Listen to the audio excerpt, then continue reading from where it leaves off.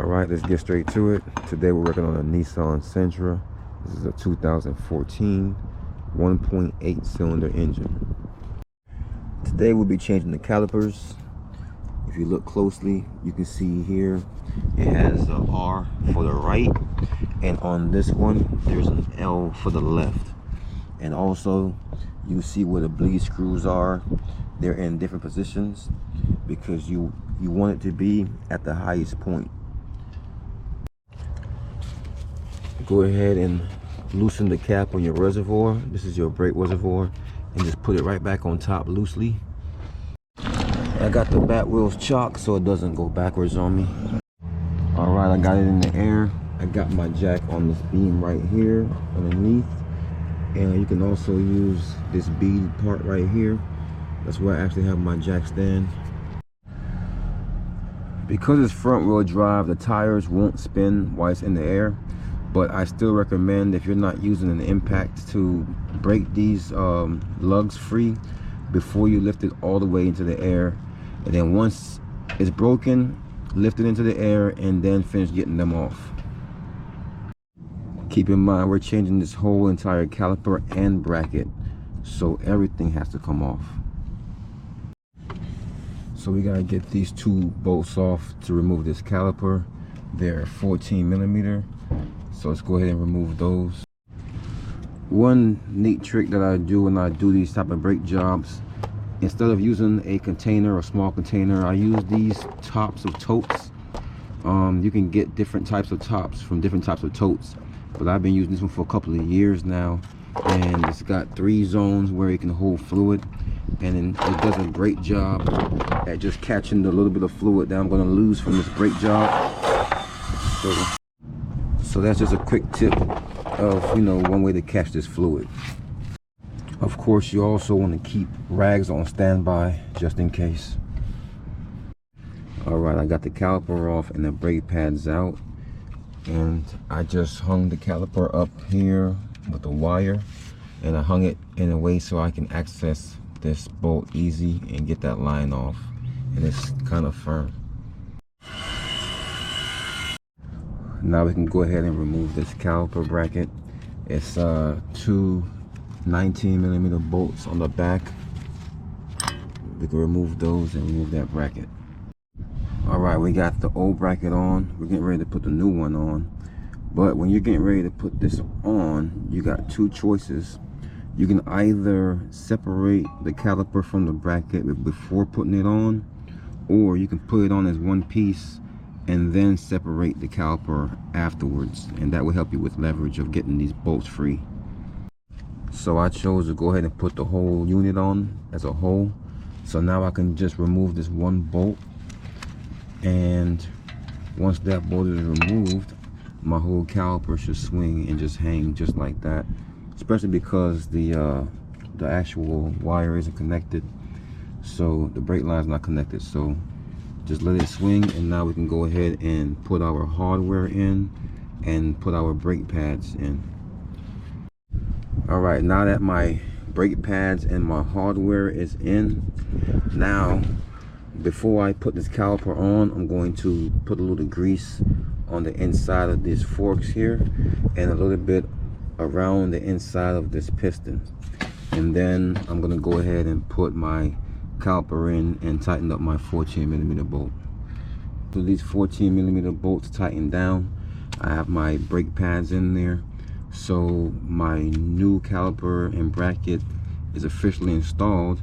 Now I just need to remove this old line and install it into the new caliper. So in order to save as much fluid as possible, I'm going to do this real fast. I have a 12mm socket. I'm gonna real quickly, I'm going to take this line off, and I'm not reusing this bolt, so I'm going to use this new bolt here on this new caliper and this line, and get it from this caliper as fast as possible to the back side of this caliper. So here we go. Okay, I was able to successfully get this line from here onto the back of here, and I've lost minimum fluid, so that's good. And so now I can take this caliper down Be sure to drain what's left of it because you don't want it to make a mess somewhere.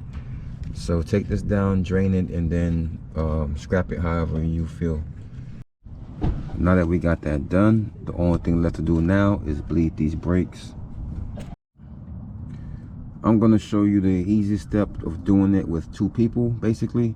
You wanna get a piece of hose that fits right on the end of this nipple here, that fits nice and snug to make sure this fluid doesn't come out. And then the other end, you wanna get a clear bottle. In this case, I'm gonna use an old water jug, and you wanna set the other end inside of that jug.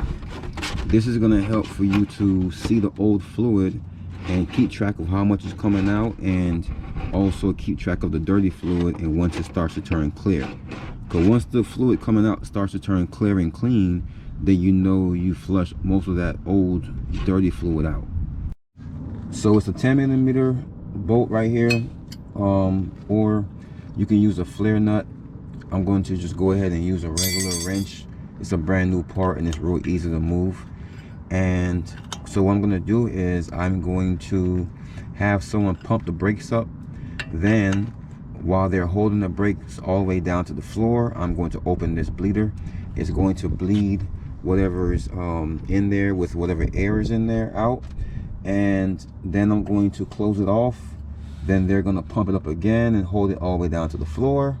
And I'm going to open it up again. It's going to release the air and the fluid down into the bottle. And I'm going to continue to do that until I push at least a half a quart out and add a half a quart to my my reservoir. But you don't have to do it that way if you're not really trying to push the old fluid out. You can just do it until you see no more air bubbles coming out. So before I start the bleeding process, I want to make sure I top it off with some brake fluid. This is a very important step, and you want to keep topping it off after every certain amount of times of opening it up. All right, pump it up and hold it. All right, hold it.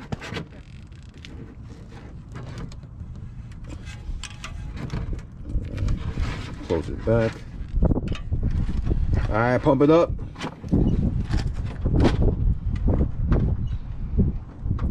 Hold it.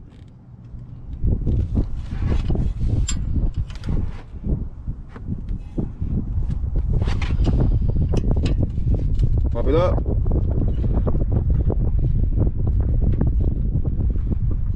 Hold it.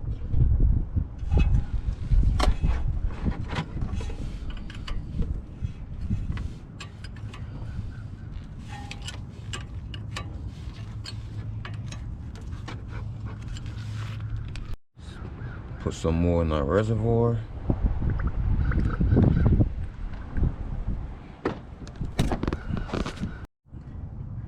And keep in mind, normally we'd be done with this already as far as bleeding goes because the pedal is firm now, but we're trying to flush out all this fluid and put new fluid in. So we'll continue to do this, but as far as bleeding, the process is over. We can go ahead and close off this bleed screw and we're done.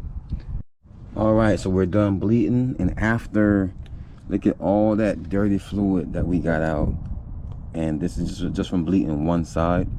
So we have to go on the other side, and we're going to do the same thing to the other side. Like I said, of course you can just bleed it the normal way and get a few squirts out, get the air out, but over here we like to get as much of the old fluid out as possible and get the clean fluid running through. So by the time we stopped, the fluid that was coming out of the hose was clear. So now we know we have clean brake fluid running through this brand new line. So let's go ahead and put our tire back on and put our cap back on our reservoir, and we'll be done.